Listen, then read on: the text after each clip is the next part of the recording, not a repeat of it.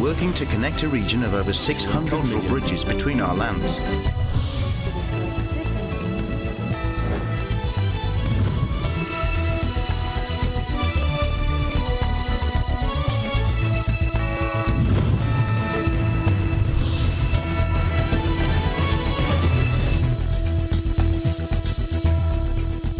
Good evening, I am Crystal Mapa of PBC Thailand Bureau and welcome to ASEAN in Focus.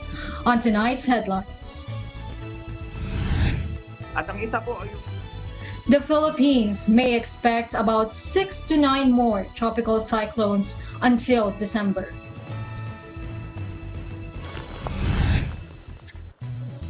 Rescuers on boats and residents weighed down flooded streets in Thailand's northeast province of Ubon Ratchathani as Typhoon NORU makes landfall, causing flash floods and waterway overflows.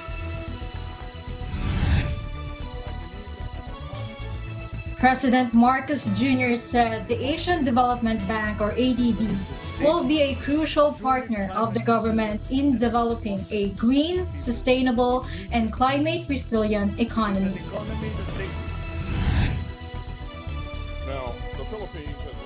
And the meeting between ranking Philippine and United States defense officials highlights the strong bilateral defense relations between the two nations.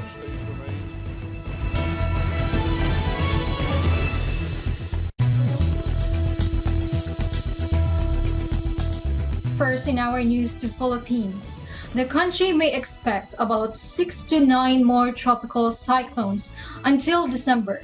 Philippine Atmospheric, Geophysical, and Astronomical Services Administration, or PAG-ASA Administrator Vicente Malano said on Thursday. In a public briefing, he said 2 to 4 cyclones are expected in October, 2 to 3 in November, and up to 2 in December. That's the CNN. At ang isa po ay yung dapat natin ay palakasin po natin yung ating struktura. Pag nagbigay ng warning ang PAG-ASA ay titingnan po natin dahil sundin po natin dahil kung minsan sabi natin mahina lang naman yung bagyo pero ang kategorya kasi natin ng bagyo ay doon sa hangin. So mayroon tayong binibigay na warning patungkol sa ulan. Pero wag nating sabihin na pagka mahina yung bagyo ay mahina din yung ulan dahil kamukha lang din naman ng Undoy mahina kumpara sa mga ibang bagyo. Pero malakas yung hangin, malakas yung ulan ng panahon ng Undoy. Sa ating pong na-experience ngayon pagka may bagyo talagang malalakas yung ulan. So pag nagbigay ng information or warning ang PAG-ASA ay lagi po nating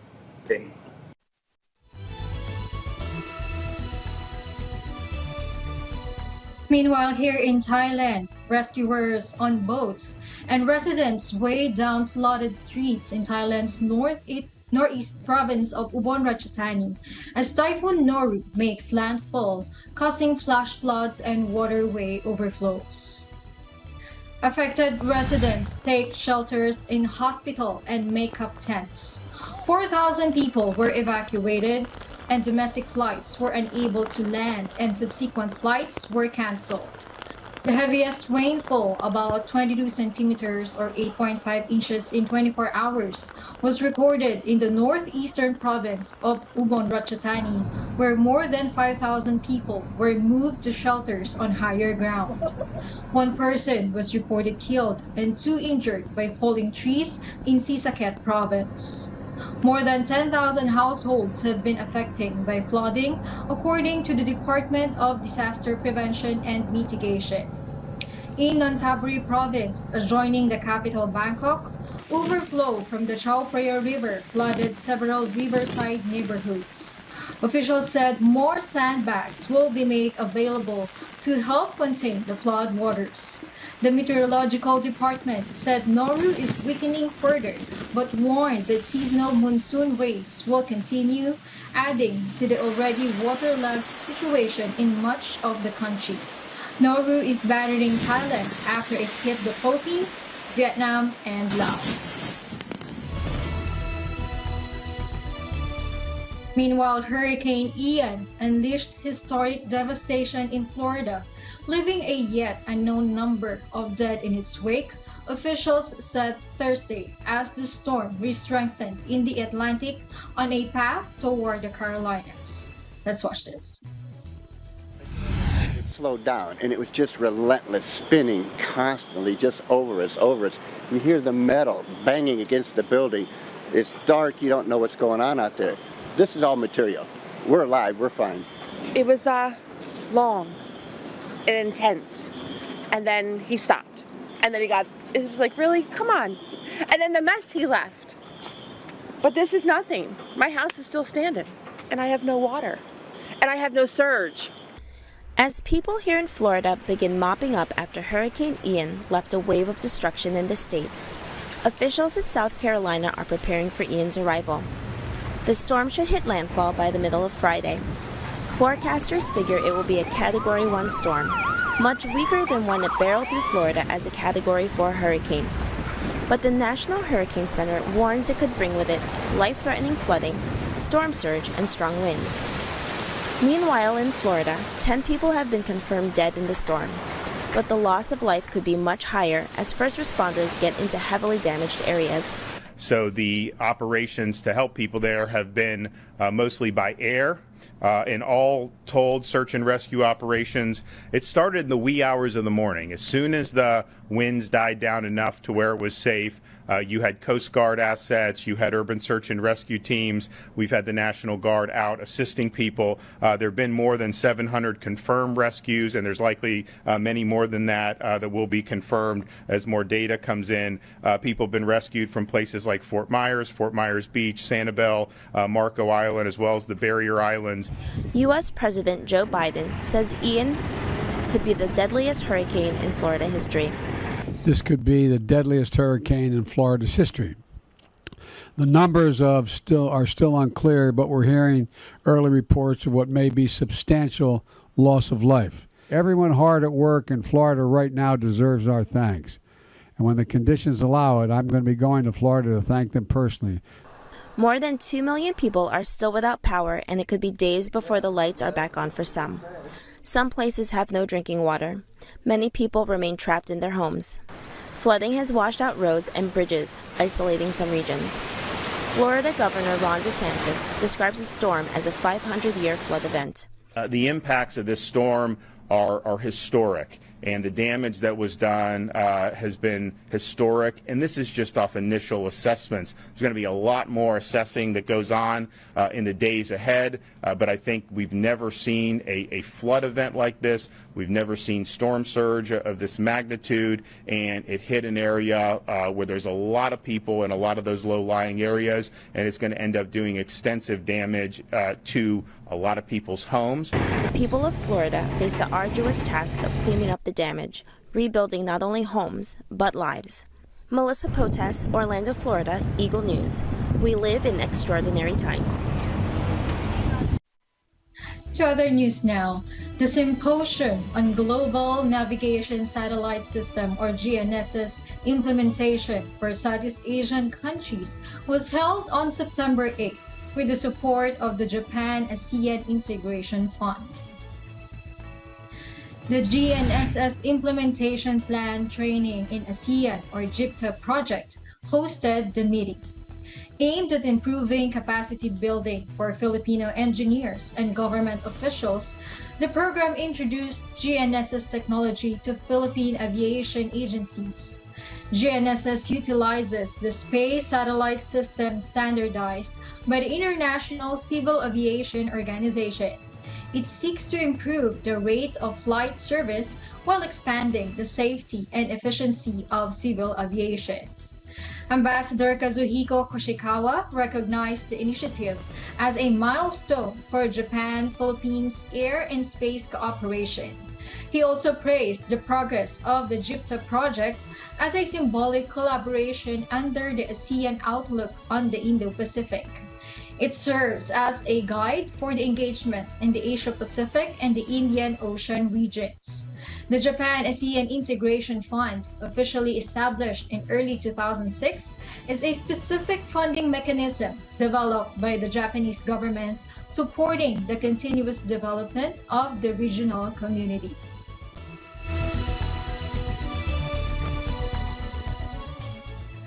Hiking interest rates is not the only solution to combat the recent spike in inflation, which has eroded much of the purchasing power of billions around the world, according to the World Bank.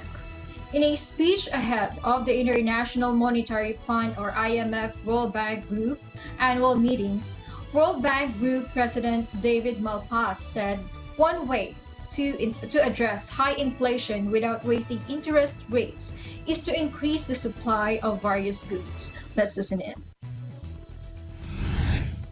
With inflation high, several tools are available beyond interest rate hikes. First, create the conditions for supply to increase in response to price increases. Markets are forward-looking, so even the announcement of future supply by private investors and governments would help.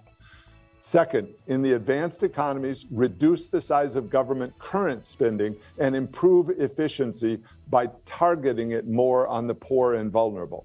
This would reduce non-productive demand and leave more space for global capital markets to fund investment, taking pressure off inflation. And third, reduce the maturity of the central bank's current and future bond holdings.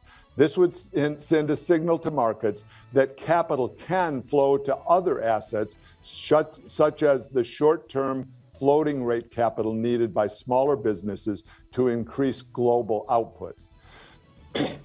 These adjustments of macroeconomic policies would improve the allocation of global capital, providing a path to reduce inflation, increase the value of a broader set of assets, and restart the growth in median income that is key to shared prosperity.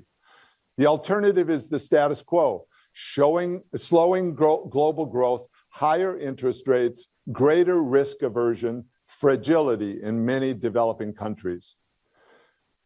The crisis facing development is intensifying. Developing countries are in the middle of one of the most internationally synchronous episodes of monetary and fiscal policy tightening of the past 5 decades.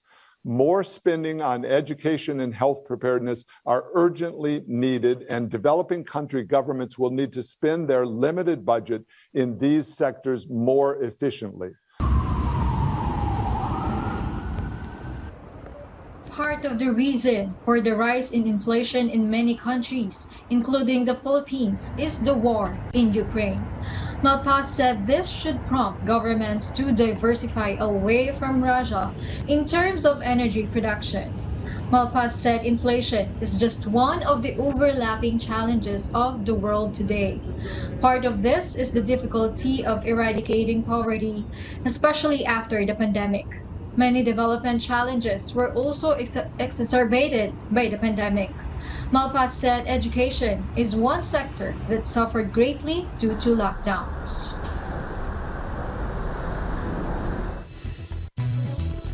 Over 112,000 new jobs will be created from the business deal secured by President Marcos Jr.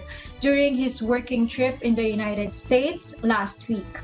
Malacanang said this was the initial projected number of employment opportunities to be generated by the estimated $3.9 billion worth of investments from the said visit. Let's listen in. I also delivered a keynote address at the New York Stock Exchange and at the Philippine economic briefings, which drew institutional investors, senior corporate executives, fund managers, and entrepreneurs. At these meetings, I shared with them our vision for the future and how important it was to address the key challenges that continue to constrain the development of our economy. I also informed them about how we intend to deal with some of the fundamental problems in our food, energy, and broader economic security.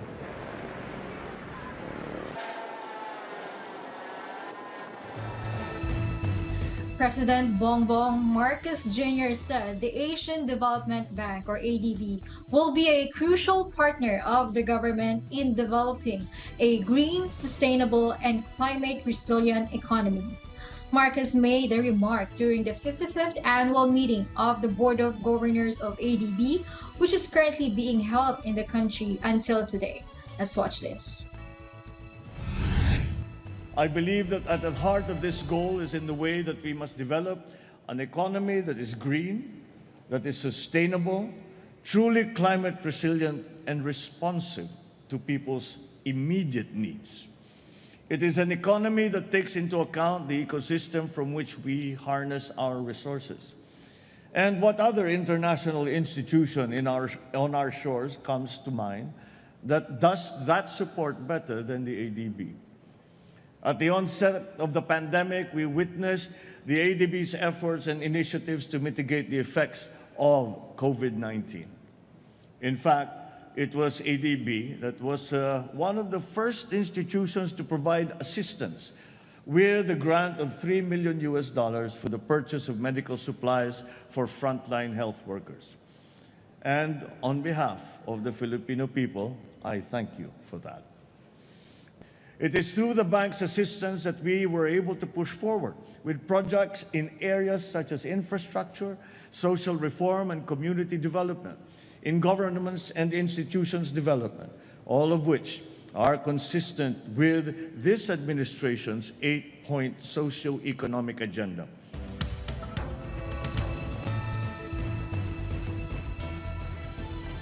Prior to his speech, Marcos received the gratitude of Sri Lankan President Ranil Wickremesinghe for taking over the responsibility of hosting the ADB meeting.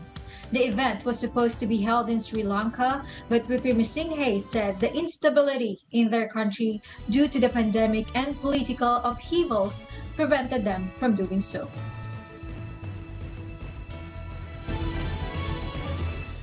The chances of today's global food access crisis becoming one of food availability tomorrow remains a real threat without urgent action from the world's wealthiest nations, the Food and Agriculture Agency FAO said on Wednesday.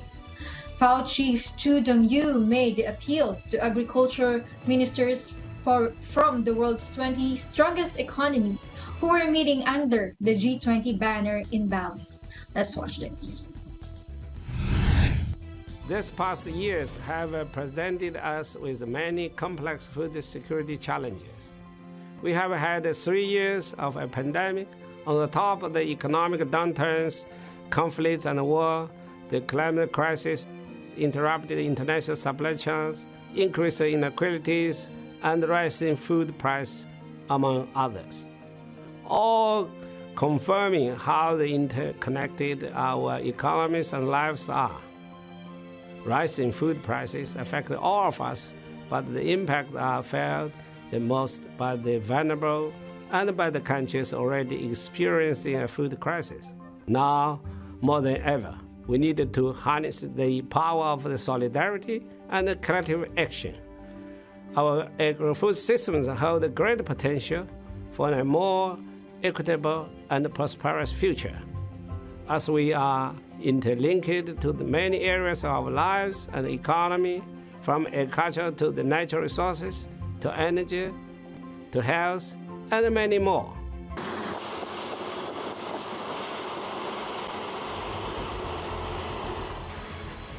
Although there have been some improved forecasts for wheat and soybean markets, the outlook for maize, rice, and fertilizers is marred by supply constraints and volatility, according to FAO data. Mr. Chu said that the unbacked Black Sea Grain Initiative had provided an important step forward in promoting exports from Russia and Ukraine despite the war. But the agreement needs to be complemented to improve the food access of most vulnerable countries, the FAO chief said, pointing to his agency's food import financing facility proposal, which is now being coordinated by the International Monetary Fund.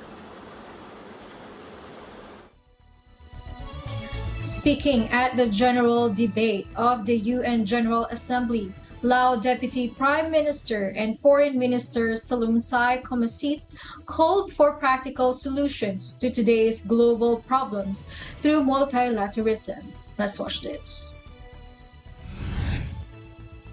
We are at a critical juncture when the international community is facing multifaceted challenges ranging from armed conflicts to environmental crisis and economic downturn that set back global development.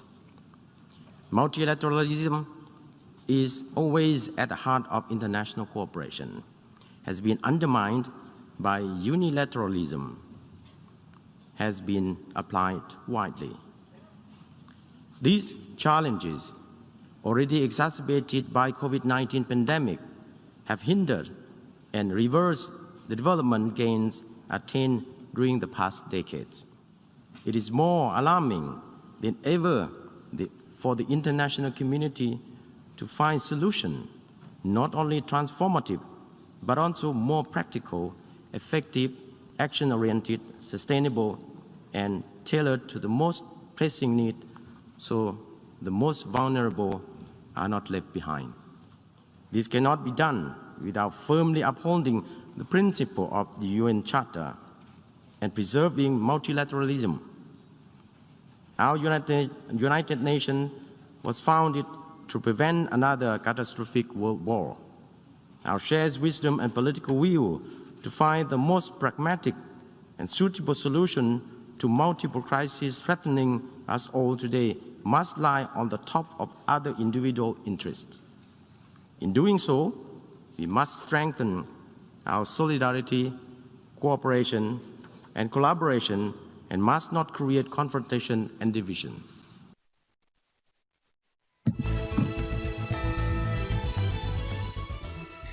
The meeting between ranking Philippines and United States defense officials highlights the strong bilateral defense relations between the two nations. Let's watch this. Now, the Philippines has long been an invaluable friend and ally to the United States. In fact, the Philippines is our oldest treaty ally in the Indo-Pacific region. And the United States remains unwavering in our support for a strong and independent Philippines that can defend its sovereignty, ensure prosperity for its people, and strengthen security in the region. Our countries share a vision of an open, secure, and prosperous Indo-Pacific, free from coercion or bullying. Now, to ensure we're working together to build that vision, the Department of Defense conducts more than 300 bilateral engagements annually with the armed forces of the Philippines. And that can mean large major training exercises such as Balakatan in April. Or it can mean ship visits or exchanges among our experts on key issues like cybersecurity. We discussed several priority areas for the alliance, including strengthening our mutual defense treaty commitments, in enhancing maritime cooperation, in building on our mutual defense posture, and improving interoperability. Our two countries are working together to reach a common understanding of the importance of our defense alliance and what it means to recognize each other as equal partners in advancing our respective countries' interests and in promoting peace and prosperity in the region. The bilateral meeting we held this afternoon was a welcome opportunity to discuss the way ahead for the Philippines-U.S. alliance, based on the current priorities of our respective administrations, as discussed during the recent meeting between Philippine President Ferdinand Romualdez Marcos Jr. and U.S. President Joseph R. Biden in New York.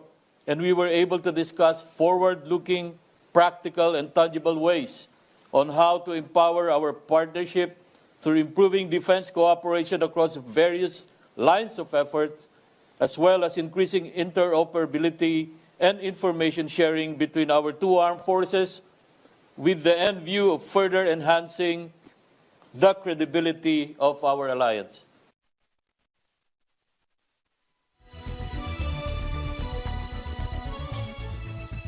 The 8th ASEAN Traditional Textile Symposium kicked off in Putrajaya, the newly designed and constructed capital of Malaysia near Kuala Lumpur. The theme of this event is celebrating ASEAN Textiles, a Journey. The symposium hosted by Malaysia is held from September 25th to 30th at Marriott Hotel Putrajaya.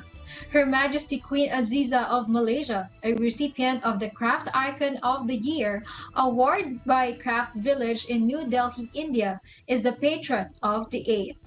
Fashion designers, academics, scientists, practitioners, community workers, artists, retailers, and wholesalers are here expressing their ideas, sharing their innovations. Exhibitions in a myriad of textiles, demonstrations on crafts, making, and ultimately, sales of handicrafts were from all participating ASEAN countries. And that's it for tonight's news. Again, I am Crystal Mapa of EBC Talent Bureau. Stay in the news because we live in extraordinary times.